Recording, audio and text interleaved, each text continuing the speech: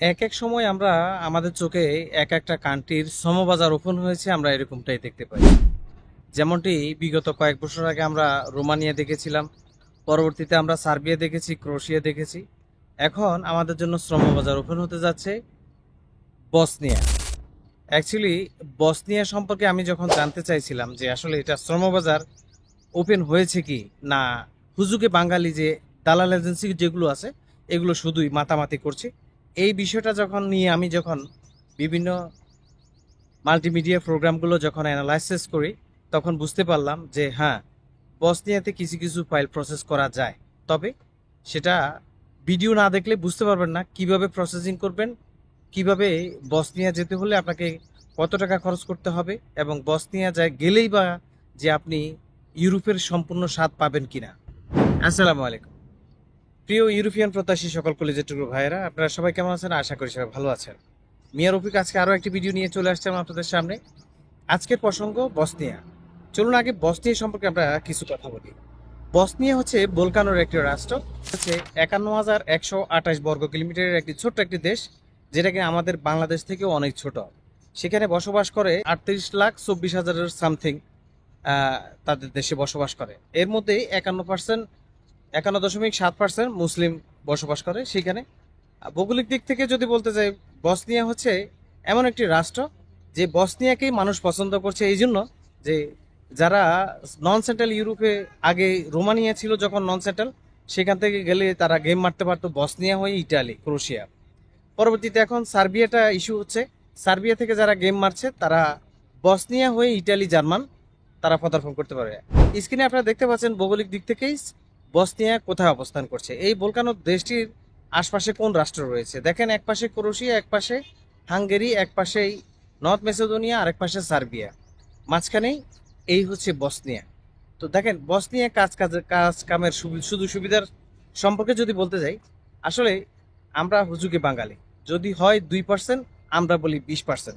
এই যে বাংলাদেশ থেকে এখন যে বিভিন্ন এজেন্সিগুলো যে বসনিয়াতে লোক নেওয়ার যে একটা হিড়িক লাগিয়ে দিয়েছে, সেম কিছুদিন আগে সেটা রোমানিয়ার ব্যাপারটাও ছিল।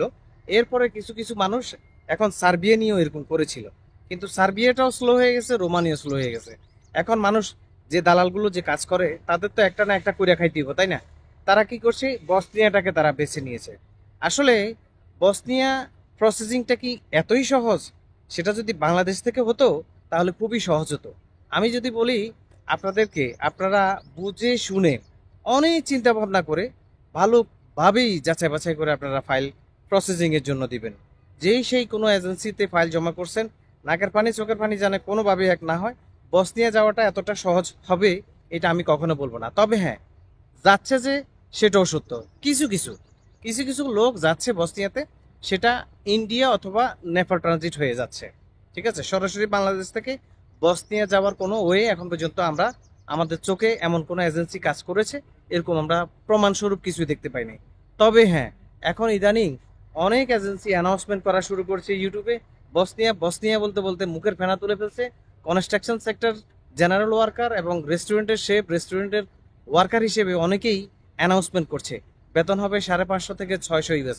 আসলে বসনিয়ার কারেন্সি সম্পর্কে যদি বলি, বসনিয়ার কারেন্সির অনেক দাম আছে। যেমন মিডিল ইস্টের দেশগুলো সৌদি আরব, দুবাই, কাতার থেকেও অনেক, মনে করেন ডাবলের মতো। আর বসনিয়ার কারেন্সি হচ্ছে মার্কা। আর যেটাকে একবারে সরাসরি মার্কার আবার আরো একটা নাম আছে, তারা বাম হিসাব করে। এক বাম সমান বাংলা 70 টাকা। স্ক্রিনে আপনাদেরকে দেখাই দিছি, দেখেন। কিন্তু আয় রোজগার করতে গেলেই অবশ্যই মিডল ইস্ট থেকে একটু ভালো হবে। আর সবচেয়ে বড় বিষয় হচ্ছে বসনিয়াতে 50% অধিক মুসলমান বসবাস করে। আলহামদুলিল্লাহ, সেন্ট্রাল নন সেন্ট্রাল ইউরোপে এই সুযোগ সুবিধা মুসলমানদের জন্য খুবই কম ছিল, এবং মুসলিম রাষ্ট্র হিসেবে স্বীকৃতি কিন্তু সেন্ট্রাল নন সেন্ট্রাল ইউরোপের দেশগুলোতে অনেক কম রয়েছে। সেক্ষেত্রে 50%, 50.7% যেহেতু মুসলমানের দেশ, সেটা সেখানে মুসলমানরা অবশ্যই রাজত্ব করতে পারবে। তবে হ্যাঁ, যাওয়া এবং প্রসেসিং এর ব্যাপারটা খুবই ক্রিটিক্যাল। আপনারা শ্রমবাজার ওপেন এখন পর্যন্ত সেরকম কোনো অ্যানাউন্সমেন্টলি কেউ করে নাই, তাহলে আপনারা একটু বুঝে শুনে ইনশাল্লাহ চেষ্টা করবেন। তবে হ্যাঁ, কেউ কেউ ফাইল প্রসেসিং করতে পারতেছে, খুবই রেয়ার, কম কম। তো সেই হিসেবে বলবো, আল্লাহ সবার মনের আশা পূর্ণ করুক।